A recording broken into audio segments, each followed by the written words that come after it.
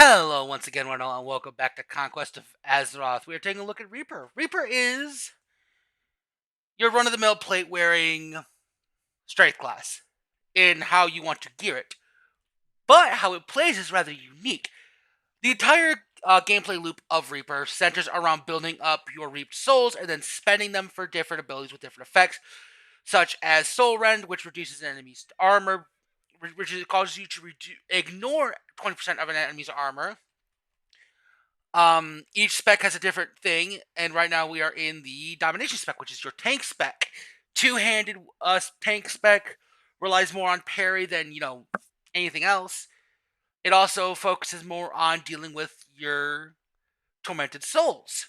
What that does is basically it consumes your reaped souls and soul infusions to generate tormented souls, which reduce the damage you take and heal you, and also can generate runic power, which helps being able to use your Reap Soul generators. So it's kind of a self-fulfilling cycle. It's just getting used to that cycle. It's a little bit complicated. You also have in the baseline Reaper kit a 30-second shield, not 30-second shield, a shield that equals to 30% of your max health. Sorry about that misspeak. Reaper in of itself also likes to have lifesteal. So each spec has its own version, like Domination right now, the only thing I could get to at level 20 is Lifestealer, but I'm sure further down in the tree line you get more. The spec specific spender for Soul Infusion is Requiem, which is an AoE around you, does a chunk of damage, reduces ranged and melee attack speed by 20 for 15 seconds. This is really good in both PvE and PvP. And now your passives are definitely for tanking. I like this spec. It feels good. You go into combat, you want to use Reap to build up your runic power until you can cast Dreadwake. And then Dreadwake, and then you alternate between the two until you get to one of your Soul Infusion abilities. Use Tormented Souls in a boss fight for extra damage or whenever you need it. And then rinse and repeat.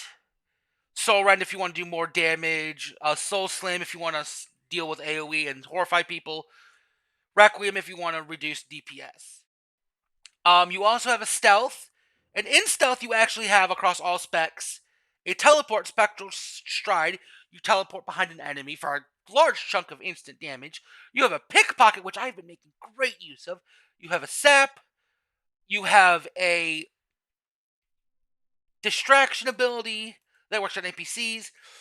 Soul Capture, you can basically use this on when you have a corpse nearby. It has a decent cooldown.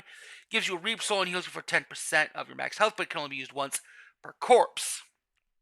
Soulstone Lure, also something good for in PvE content. It basically AoE taunts things around it, and when they attack it, they get horrified.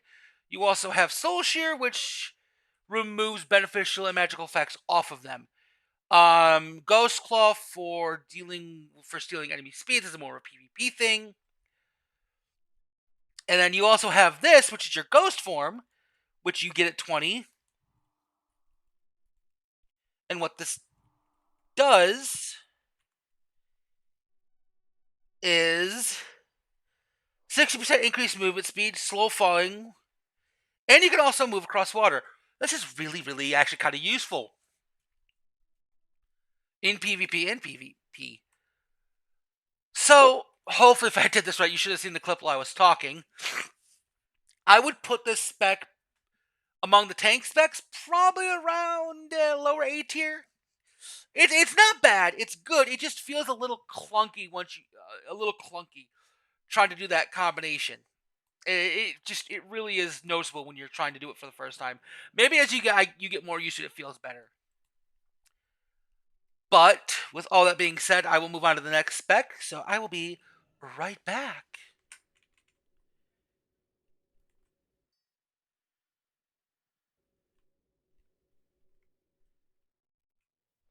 Harvest.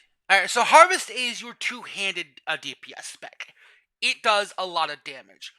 The first ability you'll get is Doom Rend, and as you can see, It absorbs healing. This is really good for PvP for dealing with things like witch doctors or anyone who's got a pocket healer. It basically makes it harder to keep them alive and allows you to burst them down faster. Also works well against classes with self-healing, which, by the way, you deal for 15% of all damage dealt. This is ludicrous. You also have Slaughter, which is your execute. It's basically an execute, really good, really strong. Crow's Harvest is your AoE. You generate soul fragment, up to 3 soul fragments, which is 1 reaped soul, based off of the enemy number of enemies hit. This is awesome. You start with Scythe Rush, which is basically your charge, and it has no cooldown, but you can only use it. It puts a 20-second debuff on an enemy, and you cannot hit them with this again. This sucks. But you can chain it. You can hit one target, then go to another, and go to another, and use this to basically get out of team fights if you're really good at tap targeting. I also spec into Wraithblade, which is it ignores resistances, shadow resistances, absorption, and invulnerability effects, and it does a decent chunk of damage, and it gives you a full 3 stack of reaped souls. This is really good to lead into combat with. Veil Walk is a free movement speed ability, which is a movement speed ability, 50% increased movement speed for 5 seconds. You can stack it 3 times. You can use it while stealth, though, really good. It also removes movement impairing effects. This is also really good. It only has 2 charges, and it's got a 30-second cooldown at this moment. How does this spec play? Exactly like you'd expect. You run in, and you build up your... you build up your runic power, and then you spend it on Wraithblade, Slaughter, Crow's Harvest, and then once you have enough Reap Souls, you follow it up with your Doomrend, Soul Rend, or Soul Slim. And honestly, it's really, really strong. Your level 20 passive is... You have a 50% chance of all your physical damage to grant you Extinction, which causes your next slaughter to be usable regardless of the target health, and costs 10 less slaughter. And coupled with the talents you get at level around 25, which are Crimson Death, that can be a really good combination. Sorry, excuse me. I would put this among DPS specs at about A tier. It's really strong in PvP. It's really good for executing high priority targets, kind of like Riftblade's Rune Master. Really good at executing priority targets. Really good at brawling, and that self healing makes it lethal in 1v1s. You are very good at 1v1ing other opponents, so long as they don't stun you. Stuns are kind of overpowered. Oh, you also have a murder, which you just throw a crow at people. I put this on my T key. You also have Deathwind. I forgot to mention this before, but it's an AoE, and it lasts for 10 seconds, and every 2 seconds it causes them to take 50 frost damage. It heals you for 25% of the damage. That's per target. So if you're mass fighting and you got a bunch of people stacked on top of you, or a bunch of enemies stacked on top of you, this is actually a really good way to keep yourself alive. When coupled with your 50% of all damage dealt, this goes up to 30. This goes up to 40% of the damage dealt, which just, holy crap. A moment. Okay, sorry about that. All right, so all right, but yeah, I would put this at a solid A tier at level 20. It's not super strong. It's not super busted. It feels good to play. You definitely get countered, but it definitely has ways to engage ranged casters in range who are trying to escape you. So it actually doesn't have the same weaknesses other melee specs do. This makes fighting them a lot easier because you can keep up with them. I just wish the charge would dismount people. I think that needs to either needs to be a talent you can unlock, or maybe a glyph you can get if they add glyphs for these classes. I don't know. But I think a way to dismount an enemy would be very helpful because it's annoying trying to, solo someone out who's on a mount and then they just, run the fuck away from you. But with all that said, we're going to move on to the next and final spec, which is going to be Soul. Soul is your dual wielding spec. It relies on basically, it plays more like what you would expect out of a rogue. As you can see, offhand all this stuff. Now, its first ability, Death Chaser, requires a soul infusion. You hit a target and they get a 1 second debuff, which deals damage every quarter second and generates runic power. Not super strong, but definitely fun to use. Increases your offhand damage, and then you have Dirge, which basically you strike with both damage, dealing 70% weapon damage as with each weapon, 130 damage if you're using daggers. I have not tried that yet. This is really good for stacking up your soul fragments. Why are you over there? Go away. You go down here. You also can generate free murder casts, which are your little crows, which is really useful. A thing I went into over here because you make more of use of it over here is Ghastly Form, which gives you all 100 damage shield for 6 seconds when you use Spectral Stride, Scythe Rush, or Veiled Walk, which, you're going to use those a lot, so the passive for